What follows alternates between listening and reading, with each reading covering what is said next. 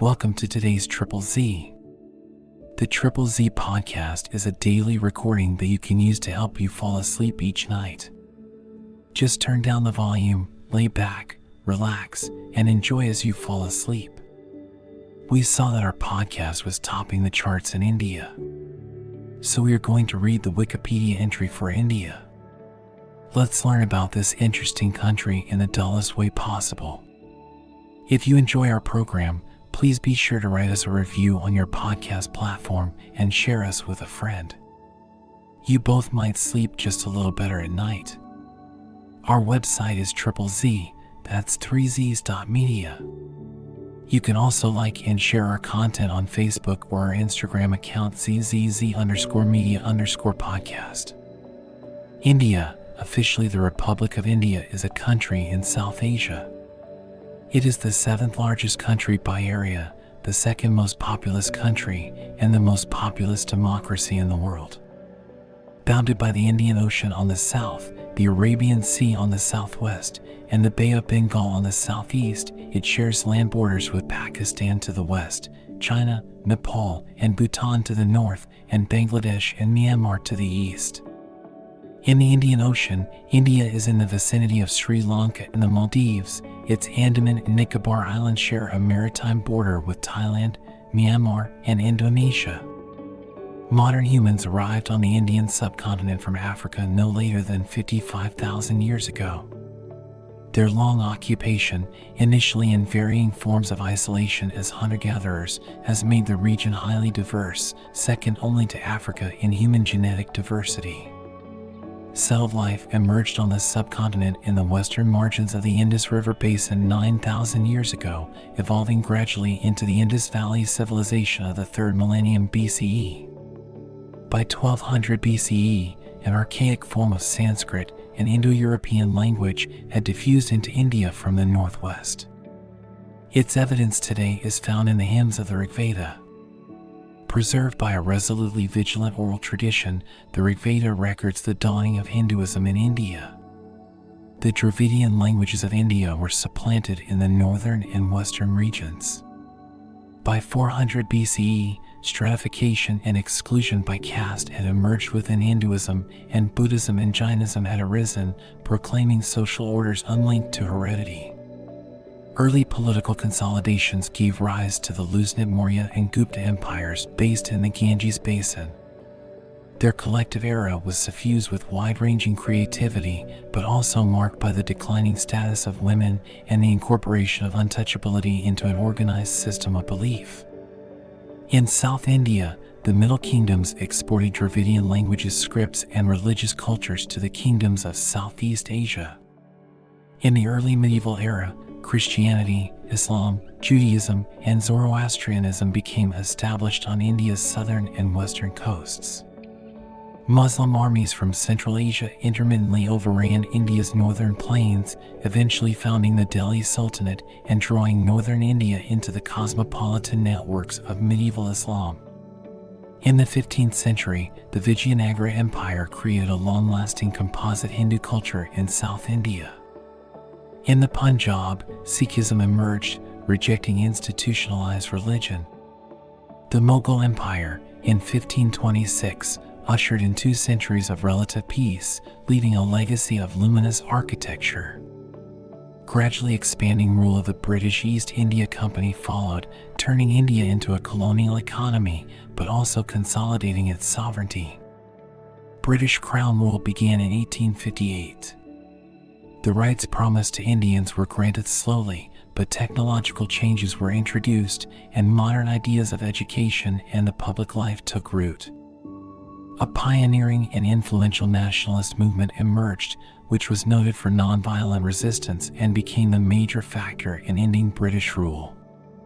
In 1947, the British Indian Empire was partitioned into 2 independent dominions, a Hindu-majority dominion of India and a Muslim-majority dominion of Pakistan, amid large-scale loss of life and an unprecedented migration.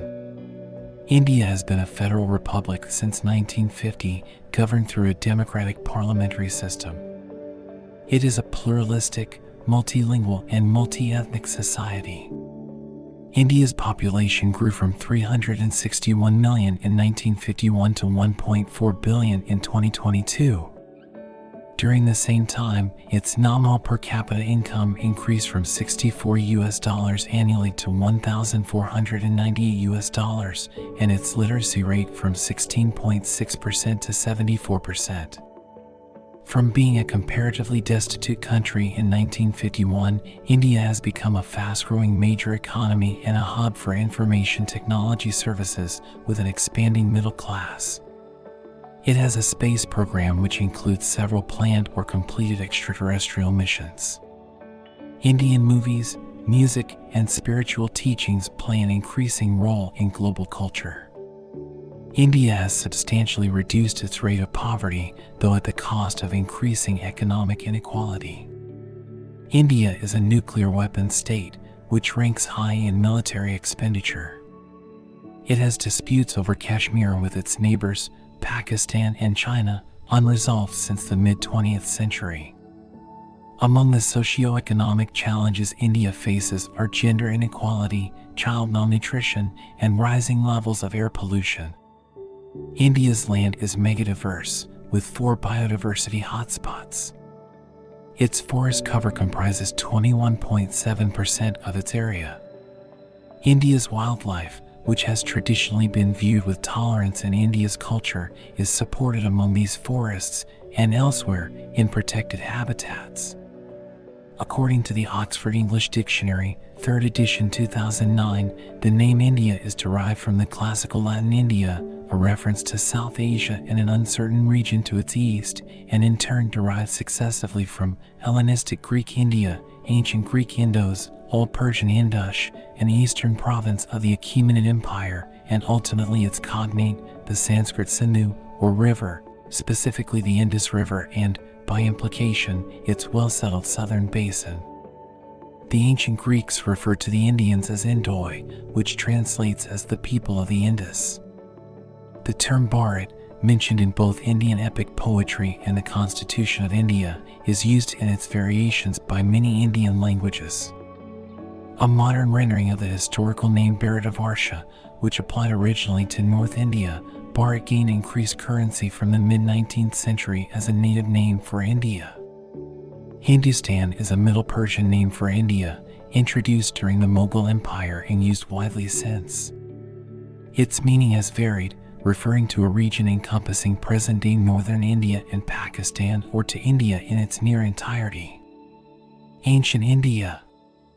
By 55,000 years ago, the first modern humans, or Homo sapiens, had arrived on the Indian subcontinent from Africa, where they had earlier evolved. The earliest known modern human remains in South Asia date to about 30,000 years ago. After 6500 BCE, evidence for domestication of food crops and animals, construction of permanent structures, and storage of agricultural surplus appeared in Mehrgarh and other sites in what is now Balochistan, Pakistan. These gradually developed into the Indus Valley Civilization, the first urban culture in South Asia, which flourished during 2500 to 1900 BCE in what is now Pakistan and western India. Centered around cities such as Mohenjo-daro, Harappa, Dhalavira, and Kalibangan, and relying on varied forms of subsistence, the civilization engaged robustly in crafts production and wide-ranging trade. During the period 2000 to 500 BCE, many regions of the subcontinent transitioned from the Chalcolithic cultures to the Iron Age once. The Vedas, the oldest scriptures associated with Hinduism, were composed during this period, and historians have analyzed these to posit a Vedic culture in the Punjab region and the Upper Gangetic Plain. Most historians also consider this period to have encompassed several waves of Indo-Aryan migration into the subcontinent from the northwest. The caste system, which created a hierarchy of priests, warriors, and free peasants, but which excluded indigenous peoples by labeling their occupations impure, arose during this period. On the Deccan Plateau, archaeological evidence from this period suggests the existence of a chiefdom stage of political organization. In South India, a progression to sedentary life is indicated by the large number of megalithic monuments dating from this period, as well as by nearby traces of agriculture, irrigation tanks, and craft traditions. Cave 26 of the rock-cut Ajanta Caves. In the late Vedic period, around the 6th century BCE, the small states and chiefdoms of the Ganges Plain and the northwestern regions had consolidated into 16 major oligarchies and monarchies that were known as the Mahajanapadas. The emerging urbanization gave rise to non-Vedic religious movements, two of which became independent religions. Jainism came into prominence during the life of its exemplar, Mahavira.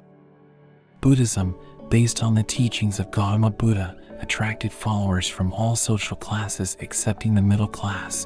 Chronicling the life of the Buddha was central to the beginnings of recorded history in India. In an age of increasing urban wealth, both religions held up renunciation as an ideal, and both established long-lasting monastic traditions. Politically, by the 3rd century BCE, the kingdom of Magadha had annexed or reduced other states to emerge as the Mauryan Empire. The empire was once thought to have controlled most of the subcontinent except the far south, but its core regions are now thought to have been separated by large autonomous areas.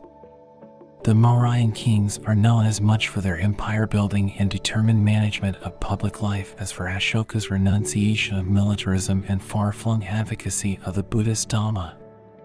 The Sangam literature of the Tamil language reveals that, between 200 BCE and 200 CE, the southern peninsula was ruled by the Cheras, the Cholas, and the Pandyas, dynasties that traded extensively with the Roman Empire and with West and Southeast Asia. In North India, Hinduism asserted patriarchal control within the family, leading to increased subordination of women. By the 4th and 5th centuries, the Gupta Empire had created a complex system of administration and taxation in the greater Ganges Plain. This system became a model for later Indian kingdoms. Under the Guptas, a renewed Hinduism based on devotion rather than the management of ritual began to assert itself. This renewal was reflected in a flowering of sculpture and architecture, which found patrons among an urban elite.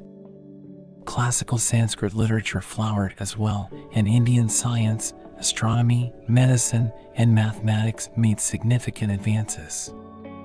Medieval India. The Indian early medieval age, from 600 to 1200 CE, is defined by regional kingdoms and cultural diversity. When Harsha of Kannauj, who ruled much of the Indo-Gangetic plain from 606 to 647 CE, attempted to expand southwards, he was defeated by the Chalukya ruler of the Deccan.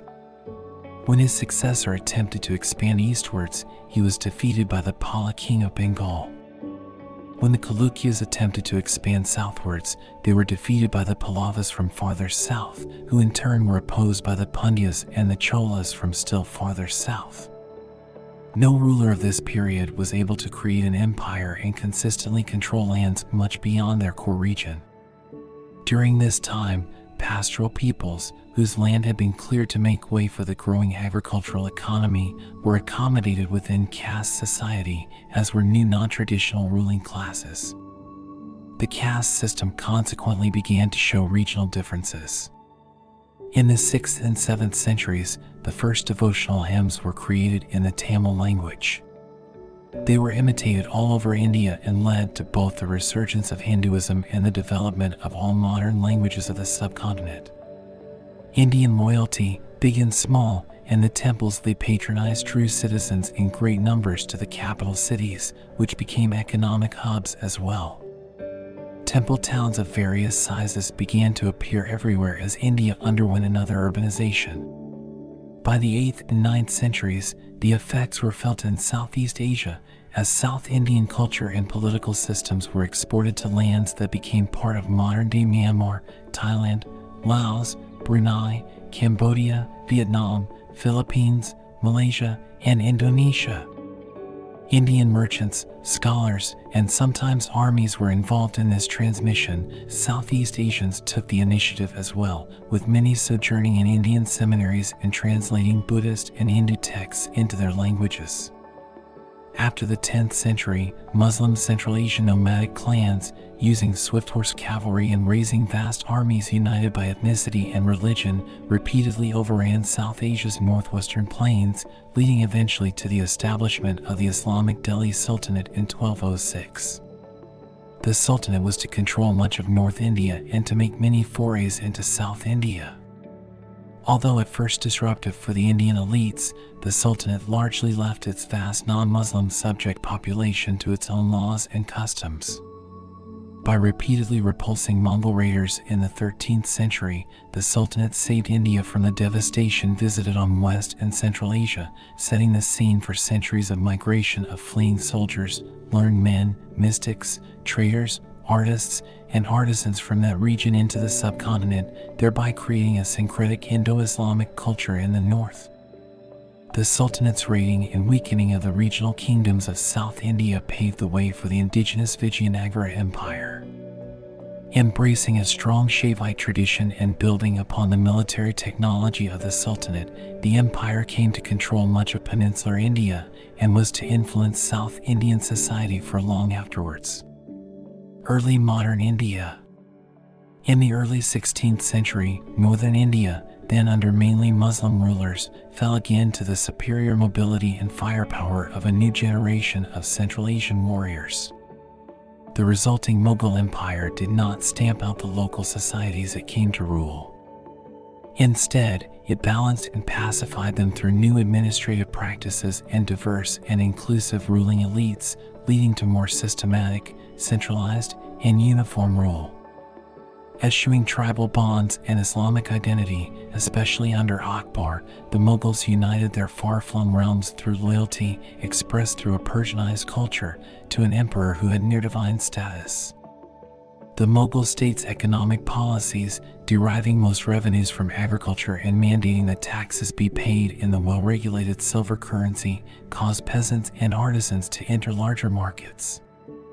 The relative peace maintained by the empire during much of the 17th century was a factor in India's economic expansion, resulting in greater patronage of painting, literary forms, textiles, and architecture. Newly coherent social groups in northern and western India, such as the Marathas, the Rajputs, and the Sikhs, gained military and governing ambitions during Mughal rule, which, through collaboration or adversity, gave them both recognition and military experience. Expanding commerce during Mughal rule gave rise to new Indian commercial and political elites along the coasts of southern and eastern India. As the empire disintegrated, many among these elites were able to seek and control their own affairs. By the early 18th century, with the lines between commercial and political dominance being increasingly blurred, a number of European trading companies, including the English East India Company, had established coastal outposts. The East India Company's control of the seas, greater resources, and more advanced military training and technology led it to increasingly assert its military strength and caused it to become attractive to a portion of the Indian elite. These factors were crucial in allowing the company to gain control over the Bengal region by 1765 and sideline the other European companies. Its further access to the riches of Bengal and the subsequent increased strength and size of its army enabled it to annex or subdue most of India by the 1820s. India was then no longer exporting manufactured goods as it long had, but was instead supplying the British Empire with raw materials. Many historians consider this to be the onset of India's colonial period. By this time, with its economic power severely curtailed by the British Parliament and having effectively been made an arm of British administration, the East India Company began more consciously to enter non-economic arenas, including education, social reform, and culture. Modern India. Historians consider India's modern age to have begun sometime between 1848 and 1885. The appointment in 1848 of Lord Dalhousie as Governor-General of the East India Company set the stage for changes essential to a modern state. These included the consolidation and demarcation of sovereignty, the surveillance of the population, and the education of citizens. Technological changes, among them railways, canals, and the telegraph, were introduced not long after their introduction in Europe. However, disaffection with the company also grew during this time and set off the Indian Rebellion of 1857. Fed by diverse resentments and perceptions, including invasive British-style social reforms, harsh land taxes, and summary treatment of some rich landowners and princes, the rebellion rocked many regions of northern and central India and shook the foundations of company rule.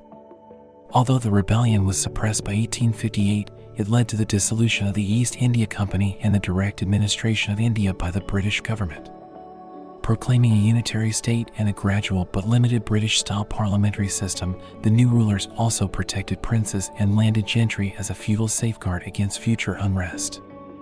In the decades following, public life gradually emerged all over India, leading eventually to the founding of the Indian National Congress in 1885. The rush of technology and the commercialization of agriculture in the second half of the 19th century was marked by economic setbacks, and many small farmers became dependent on the whims of faraway markets. There was an increase in the number of large-scale famines, and, despite the risks of infrastructure development borne by Indian taxpayers, little industrial employment was generated for Indians. There were also salutary effects. Commercial cropping, especially in the newly canal Punjab, led to increased food production for internal consumption. The railway network provided critical famine relief, notably reduced the cost of moving goods, and helped nascent Indian-owned industry. After World War I, in which approximately 1 million Indians served, a new period began. It was marked by British reforms but also repressive legislation, by more strident Indian calls for self-rule, and by the beginnings of a non-violent movement of non-cooperation, of which Mahatma Gandhi would become the leader and enduring symbol. During the 1930s, slow legislative reform was enacted by the British. The Indian National Congress won victories in the resulting elections. The next decade was beset with crises: Indian participation in World War II, the Congress's final push for non-cooperation, and an upsurge of Muslim nationalism. All were capped by the advent of independence in 1947, but tempered by the partition of India into two states, India and Pakistan. Vital to India's self-image as an independent nation was its constitution, completed in 1950, which put in place a secular and democratic republic. Per the London Declaration, India retained its membership of the Commonwealth, becoming the first republic within it. Economic liberalization, which began in the 1990s, has created a large urban middle class, transformed India into one of the world's fastest-growing economies, and increased its geopolitical clout. Indian films, music, and spiritual teachings play an increasing role in global culture. Yet, India is also shaped by seemingly unyielding poverty, both rural and urban, by religious and caste-related violence, by Maoist-inspired Naxalite insurgencies, and by separatism in Jammu and Kashmir and in northeast India. It has unresolved territorial disputes with China and with Pakistan. India's sustained democratic freedoms are unique among the world's newer nations. However, in spite of its recent economic successes, freedom from love for its disadvantaged population remains a goal yet to be achieved. Geography. India accounts for the bulk of the Indian subcontinent, lying atop the Indian tectonic plate, a part of the Indo-Australian plate. India's defining geological processes began 75 million years ago when the Indian plate, then part of the southern supercontinent Gondwana, began a northeastward drift caused by seafloor spreading to its southwest, and later, south and southeast. Simultaneously, the vast Tethyan oceanic crust, to its northeast, began to subduct under the Eurasian plate. These dual processes, driven by convection in the Earth's mantle, both created the Indian Ocean and caused the Indian continental crust eventually to underthrust Eurasia and to uplift the Himalayas. Immediately south of the emerging Himalayas, plate movement created a vast crescent-shaped trough that rapidly filled with riverborne sediment and now constitutes the Indo-Gangetic Plain. The original Indian plate makes its first appearance above the sediment in the ancient Aravalli Range, which extends from the Delhi Ridge in a southwesterly direction. To the west lies the Thar Desert, the eastern spread of which is checked by the Aravallis.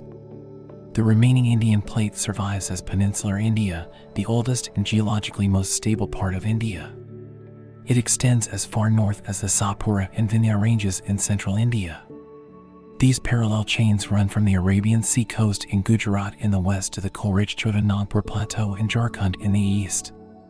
To the south, The remaining peninsular landmass, the Deccan Plateau, is flanked on the west and east by coastal ranges known as the Western and Eastern Ghats. The plateau contains the country's oldest rock formations, some over 1 billion years old. Constituted in such fashion, India lies to the north of the equator between 6 degrees 44 minutes and 35 degrees 30 minutes north latitude and 68 degrees 7 minutes and 97 degrees 25 minutes east longitude. India's coastline measures 7,517 kilometers, 4,700 miles in length. Of this distance, 5,423 kilometers, 3,400 miles, belong to peninsular India and 2,094 kilometers, 1,300 miles, to the Andaman, Nicobar, and Lakshadweep island chains.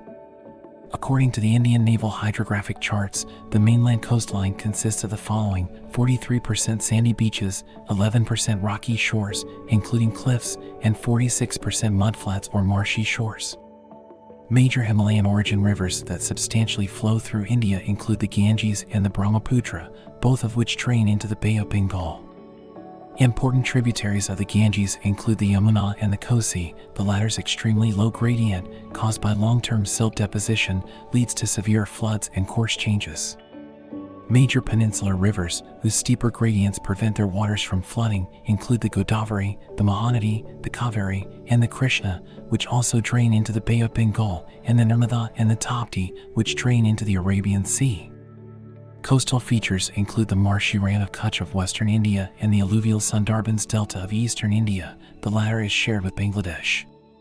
India has two archipelagos, the Lakshadweep, coral atolls off India's southwestern coast, and the Andaman and Nicobar Islands, a volcanic chain in the Andaman Sea. Indian climate is strongly influenced by the Himalayas and the Thar Desert, both of which drive the economically and culturally pivotal summer and winter monsoons. The Himalayas prevent cold Central Asian katabatic winds from blowing in, keeping the bulk of the Indian subcontinent warmer than most locations at similar latitudes. The Thar Desert plays a crucial role in attracting the moisture-laden southwest summer monsoon winds that, between June and October, provide the majority of India's rainfall. Four major climatic groupings predominate in India: tropical wet, tropical dry, subtropical humid, and montane. Temperatures in India have risen by 0.7 degrees Celsius (1.3 degrees Fahrenheit) between 1901 and 2018. Climate change in India is often thought to be the cause. The retreat of Himalayan glaciers has adversely affected the flow rate of the major Himalayan rivers, including the Ganges and the Brahmaputra. According to some current projections, the number and severity of droughts in India will have markedly increased by the end of the present century. Biodiversity.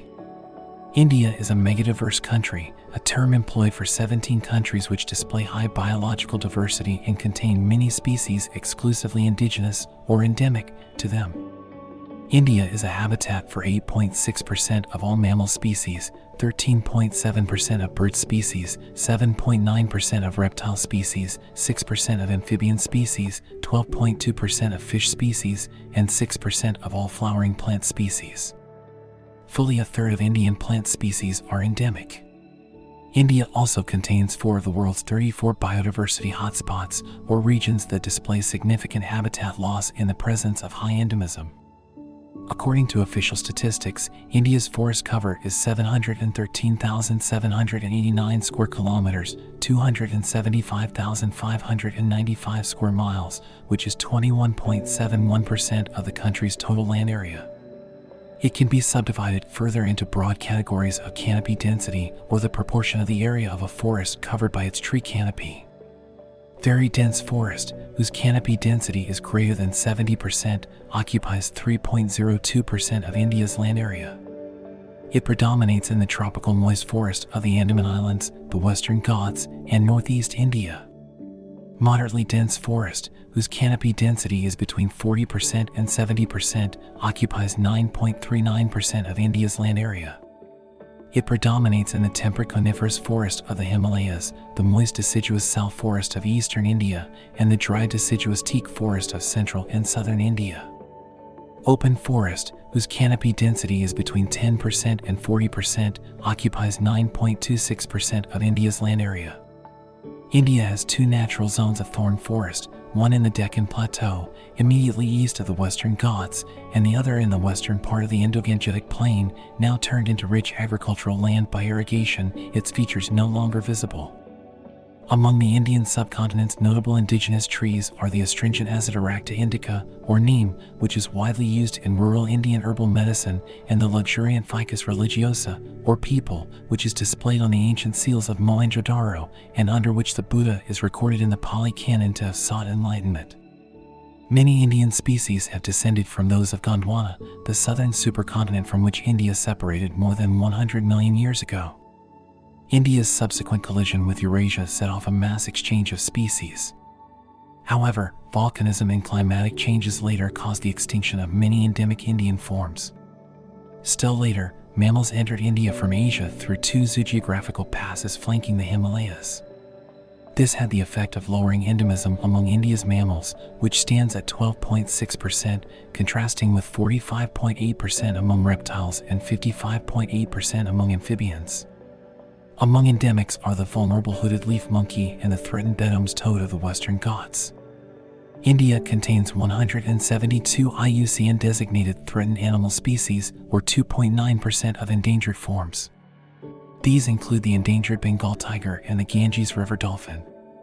Critically endangered species include the gharial, a crocodilian, the great Indian bustard, and the Indian white-rumped vulture, which has become nearly extinct by having ingested the carrion of diclofenac-treated cattle. Before they were extensively utilized for agriculture and cleared for human settlement, the thorn forests of Punjab were mingled at intervals with open grasslands that were grazed by large herds of blackbuck preyed on by the Asiatic cheetah. The blackbuck, no longer extant in Punjab, is now severely endangered in India, and the cheetah is extinct. The pervasive and ecologically devastating human encroachment of recent decades has critically endangered Indian wildlife.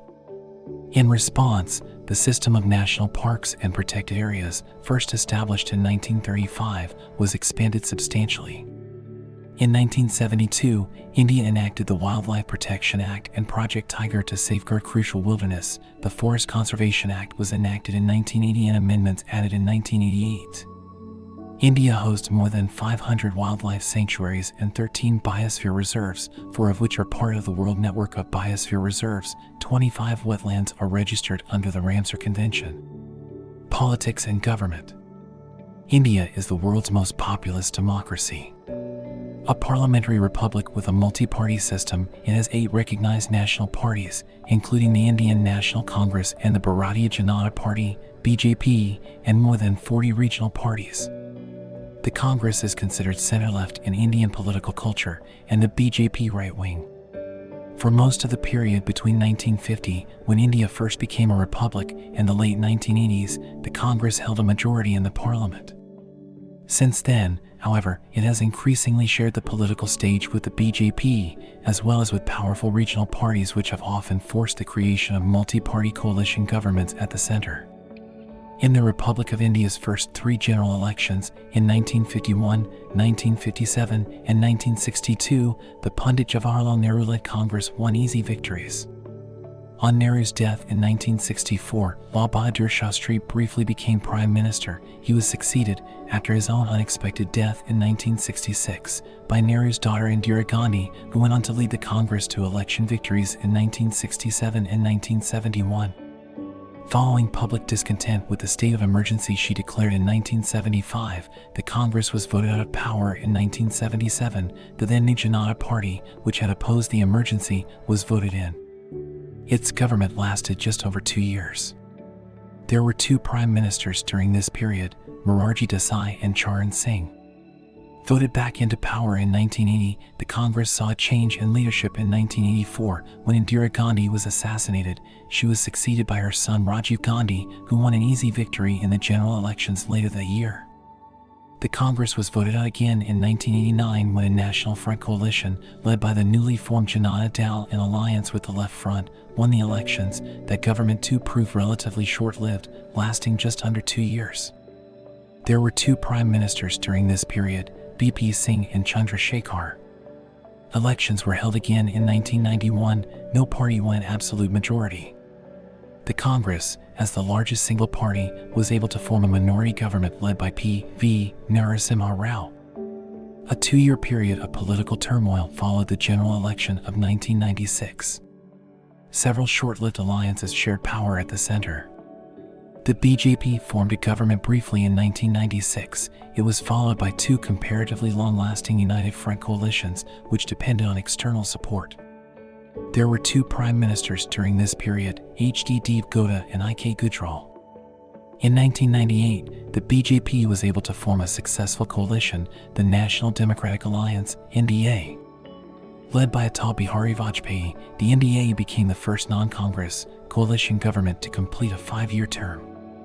Again, in the 2004 Indian general elections, no party won an absolute majority, but the Congress emerged as the largest single party, forming another successful coalition, the United Progressive Alliance, UPA.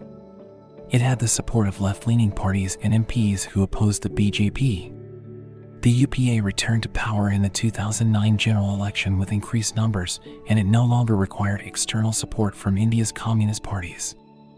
That year, Manmohan Singh became the first prime minister since Jawaharlal Nehru in 1957 and 1962 to be re-elected to a consecutive 5-year term. In the 2014 general election, the BJP became the first political party since 1984 to win a majority and govern without the support of other parties. In the 2019 general election, the BJP was victorious again. The incumbent prime minister is Narendra Modi, a former chief minister of Gujarat. On July 22, 2022, Draupadi Murmu was elected India's 15th president and took the oath of office on July 25, 2022. Government. India is a federation with a parliamentary system governed under the Constitution of India, the country's supreme legal document. It is a constitutional republic and representative democracy in which majority rule is tempered by minority rights protected by law. Federalism in India defines the power distribution between the Union and the states.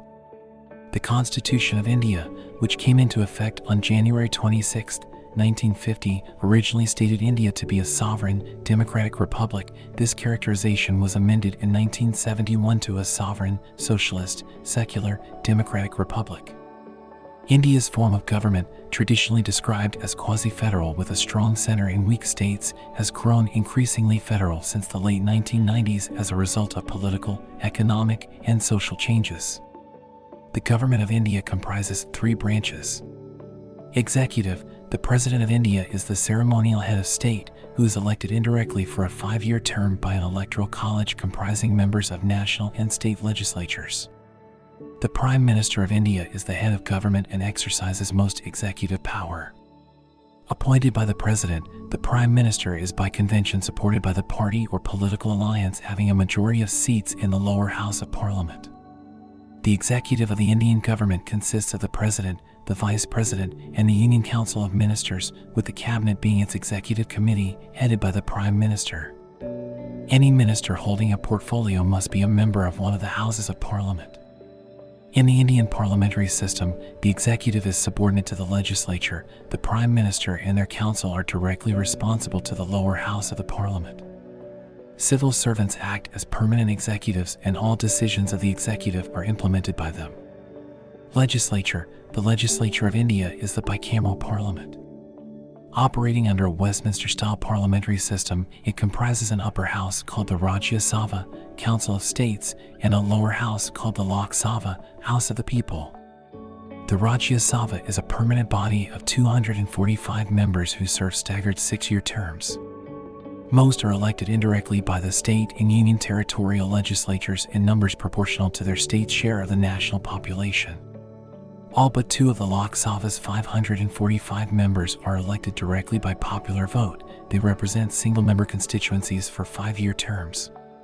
2 seats of parliament, reserved for Anglo-Indians in the Article 331, have been scrapped. Judiciary. India has a 3-tier unitary independent judiciary comprising the Supreme Court, headed by the Chief Justice of India, 25 high courts, and a large number of trial courts. The Supreme Court has original jurisdiction over cases involving fundamental rights and over disputes between states and the center, and has appellate jurisdiction over the high courts.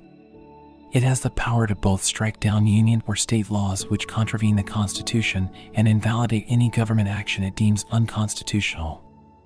Administrative divisions.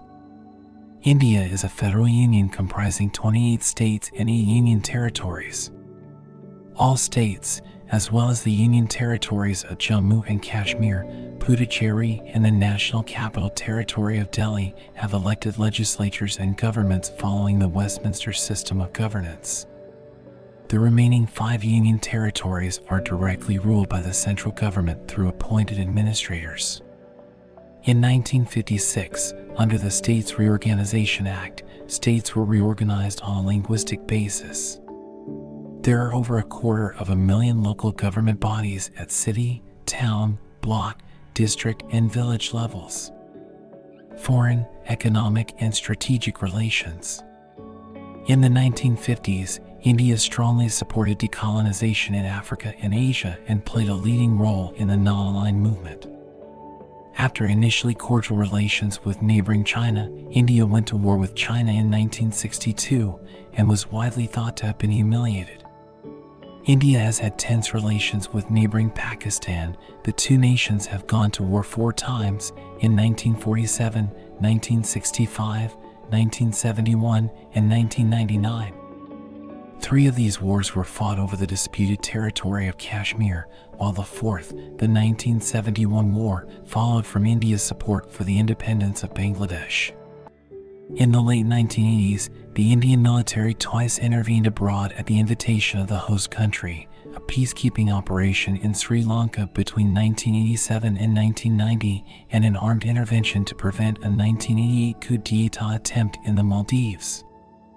After the 1965 war with Pakistan, India began to pursue close military and economic ties with the Soviet Union. By the late 1960s, the Soviet Union was its largest arms supplier. Aside from ongoing its special relationship with Russia, India has wide-ranging defense relations with Israel and France. In recent years, it has played key roles in the South Asian Association for Regional Cooperation and the World Trade Organization. The nation has provided 100,000 military and police personnel to serve in 35 UN peacekeeping operations across 4 continents. It participates in the East Asia Summit, the G8+5, and other multilateral forums.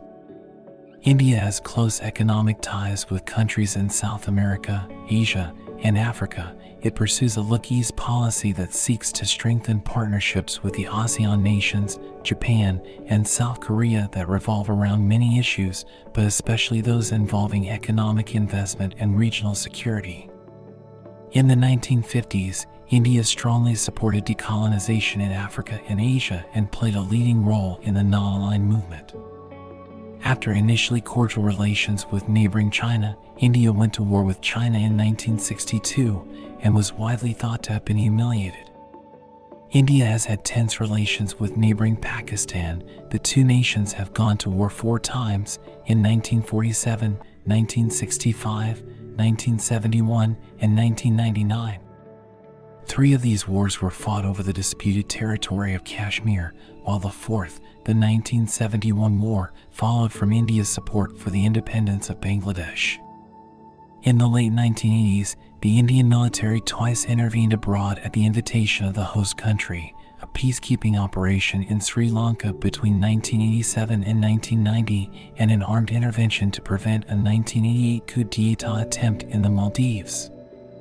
After the 1965 war with Pakistan, India began to pursue close military and economic ties with the Soviet Union. By the late 1960s, the Soviet Union was its largest arms supplier. Aside from ongoing its special relationship with Russia, India has wide-ranging defense relations with Israel and France. In recent years, it has played key roles in the South Asian Association for Regional Cooperation and the World Trade Organization. The nation has provided 100,000 military and police personnel to serve in 35 UN peacekeeping operations across 4 continents. It participates in the East Asia Summit, the G8+5, and other multilateral forums. India has close economic ties with countries in South America, Asia, and Africa, it pursues a look-east policy that seeks to strengthen partnerships with the ASEAN nations, Japan, and South Korea that revolve around many issues, but especially those involving economic investment and regional security. In the 1950s, India strongly supported decolonization in Africa and Asia and played a leading role in the non-aligned movement. After initially cordial relations with neighboring China, India went to war with China in 1962 and was widely thought to have been humiliated. India has had tense relations with neighboring Pakistan. The two nations have gone to war 4 times in 1947, 1965, 1971, and 1999. 3 of these wars were fought over the disputed territory of Kashmir, while the 4th, the 1971 war, followed from India's support for the independence of Bangladesh. In the late 1980s, the Indian military twice intervened abroad at the invitation of the host country, a peacekeeping operation in Sri Lanka between 1987 and 1990, and an armed intervention to prevent a 1988 coup d'etat attempt in the Maldives. After the 1965 war with Pakistan, India began to pursue close military and economic ties with the Soviet Union. By the late 1960s, the Soviet Union was its largest arms supplier. Aside from ongoing its special relationship with Russia, India has wide-ranging defense relations with Israel and France. In recent years, it has played key roles in the South Asian Association for Regional Cooperation and the World Trade Organization. The nation has provided 100,000 military and police personnel to serve in 35 UN peacekeeping operations across 4 continents. It participates in the East Asia Summit, the G8+5, and other multilateral forums. India has close economic ties with countries in South America, Asia, and Africa. It pursues a look-east policy that seeks to strengthen partnerships with the ASEAN nations, Japan, and South Korea that revolve around many issues, but especially those involving economic investment and regional security. China's nuclear test of 1964, as well as its repeated threats to intervene in support of Pakistan in the 1965 war, convinced India to develop nuclear weapons. India conducted its first nuclear weapons test in 1974 and carried out additional underground testing in 1998. Despite criticism and military sanctions, India has signed neither the Comprehensive Nuclear Test Ban Treaty nor the Nuclear Non-Proliferation Treaty, considering both to be flawed and discriminatory. India maintains a no-first-use nuclear policy and is developing a nuclear triad capability as a part of its minimum credible deterrence doctrine. It is developing a ballistic missile defense shield and a 5th-generation fighter jet. Other indigenous military projects involve the design and implementation of Vikram-class aircraft carriers and Ariane-class nuclear submarines. Since the end of the Cold War, India has increased its economic, strategic, and military cooperation with the United States and the European Union. In 2008, a civilian nuclear agreement was signed between India and the United States. Although India possessed nuclear weapons at the time and was not a party to the Nuclear Non-Proliferation Treaty, it received waivers from the International Atomic Energy Agency and the Nuclear Suppliers Group, ending earlier restrictions on India's nuclear technology and commerce. As a consequence, India became the 6th de facto nuclear weapons state. India subsequently signed cooperation agreements involving civilian nuclear energy with Russia, France, the United Kingdom, and Canada. The President of India is the Supreme Commander of the nation's armed forces. With 1.45 million active troops, they compose the world's 2nd largest military.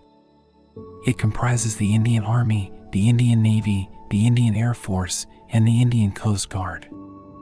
The official Indian defense budget for 2011 was $36.03 billion or 1.83% of GDP.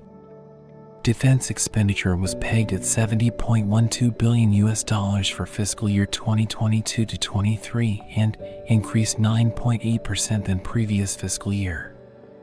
India is the world's second largest arms importer. Between 2016 and 2020, it accounted for 9.5% of the total global arms imports. Much of the military expenditure was focused on defense against Pakistan and countering growing Chinese influence in the Indian Ocean. In May 2017, the Indian Space Research Organization launched the South Asia Satellite, a gift from India to its neighboring SAARC countries.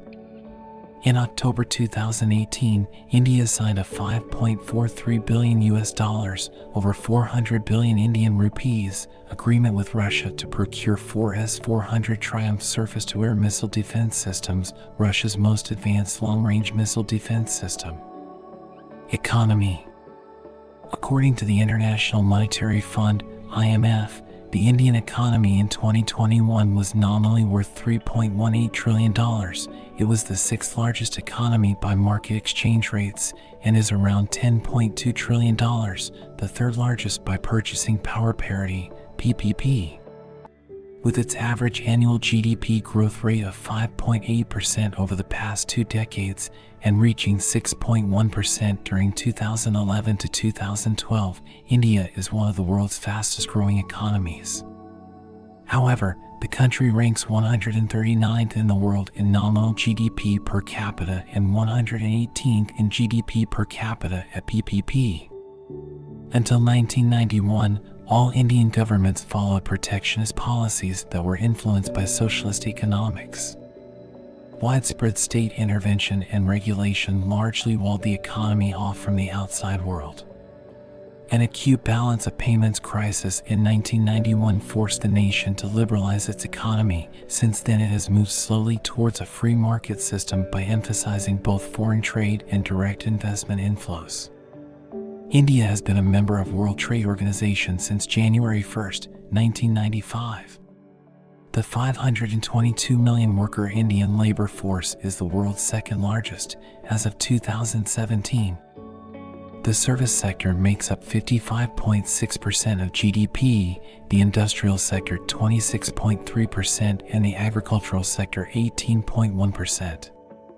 India's foreign exchange remittances of $100 billion in 2022, highest in the world, were contributed to its economy by 32 million Indians working in foreign countries. Major agricultural products include rice, wheat, oilseed, cotton, jute, tea, sugarcane, and potatoes. Major industries include textiles, telecommunications, chemicals, pharmaceuticals, biotechnology, food processing, steel, transport equipment, cement, mining, petroleum, machinery, and software. In 2006, the share of external trade in India's GDP stood at 24%, up from 6% in 1985. In 2008, India's share of world trade was 1.68%. In 2021, India was the world's 9th largest importer and the 16th largest exporter. Major exports include petroleum products, textile goods, jewelry, software, engineering goods, chemicals, and manufactured leather goods. Major imports include crude oil, machinery, gems, fertilizer, and chemicals. Between 2001 and 2011, the contribution of petrochemical and engineering goods to total exports grew from 14% to 42%. India was the world's second largest textile exporter after China in the 2013 calendar year. Averaging an economic growth rate of 7.5% for several years prior to 2007, India has more than doubled its hourly wage rates during the first decade of the 21st century. Some 431 million Indians have left poverty since 1985. India's middle classes are projected to number around 580 million by 2030. Though ranking 51st in global competitiveness, as of 2010, India ranks 17th in financial market sophistication, 24th in the banking sector, 44th in business sophistication, and 39th in innovation, ahead of several advanced economies. With 7 of the world's top 15 information technology outsourcing companies based in India, As of 2009, the country is viewed as the second most favorable outsourcing destination after the United States. India is ranked 40th in the Global Innovation Index in 2022. India's consumer market, the world's 11th largest, is expected to become 5th largest by 2030. Driven by growth, India's nominal GDP per capita increased steadily from $308 in 1991, when economic liberalization began, to $1,380 in 2010, to an estimated $1,730 in 2016. It is expected to grow to $2,313 by 2022. However, it has remained lower than those of other Asian developing countries such as Indonesia, Malaysia, Philippines, Sri Lanka, and Thailand, and is expected to remain so in the near future. According to the International Monetary Fund, IMF, the Indian economy in 2021 was nominally worth $3.18 trillion. It was the sixth largest economy by market exchange rates and is around $10.2 trillion, the third largest by purchasing power parity, PPP. With its average annual GDP growth rate of 5.8% over the past 2 decades and reaching 6.1% during 2011 to 2012, India is one of the world's fastest growing economies.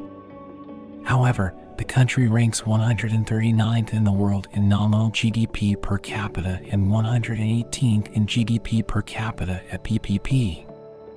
Until 1991, all Indian governments followed protectionist policies that were influenced by socialist economics. Widespread state intervention and regulation largely walled the economy off from the outside world. An acute balance of payments crisis in 1991 forced the nation to liberalize its economy. Since then, it has moved slowly towards a free market system by emphasizing both foreign trade and direct investment inflows. India has been a member of World Trade Organization since January 1, 1995. The 522 million worker Indian labor force is the world's second largest as of 2017. The service sector makes up 55.6% of GDP, the industrial sector 26.3%, and the agricultural sector 18.1%. India's foreign exchange remittances of $100 billion in 2022, highest in the world, were contributed to its economy by 32 million Indians working in foreign countries. Major agricultural products include rice, wheat, oilseed, cotton, jute, tea, sugarcane, and potatoes. Major industries include textiles, telecommunications, chemicals, pharmaceuticals, biotechnology, food processing, steel, transport equipment, cement, mining, petroleum, machinery, and software. In 2006, the share of external trade in India's GDP stood at 24%, up from 6% in 1985. In 2008, India's share of world trade was 1.68%. In 2021, India was the world's 9th largest importer and the 16th largest exporter. Major exports include petroleum products, textile goods, jewelry, software, engineering goods, chemicals, and manufactured leather goods. Major imports include crude oil, machinery, gems, fertilizer, and chemicals.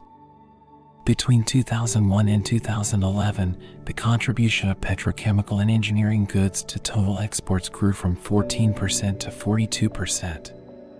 India was the world's second largest textile exporter after China in the 2013 calendar year. Averaging an economic growth rate of 7.5% for several years prior to 2007, India has more than doubled its hourly wage rates during the first decade of the 21st century. Some 431 million Indians have left poverty since 1985. India's middle classes are projected to number around 580 million by 2030.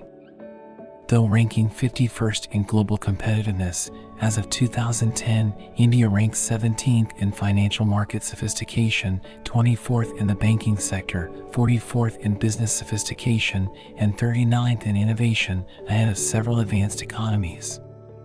With 7 of the world's top 15 information technology outsourcing companies based in India, as of 2009, the country is viewed as the second most favorable outsourcing destination after the United States.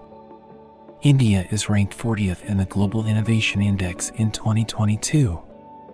India's consumer market, the world's 11th largest, is expected to become 5th largest by 2030.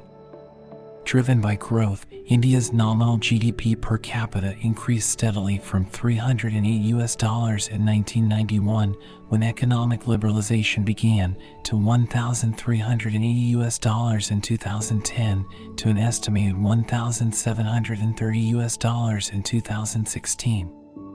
It is expected to grow to $2,313 by 2022.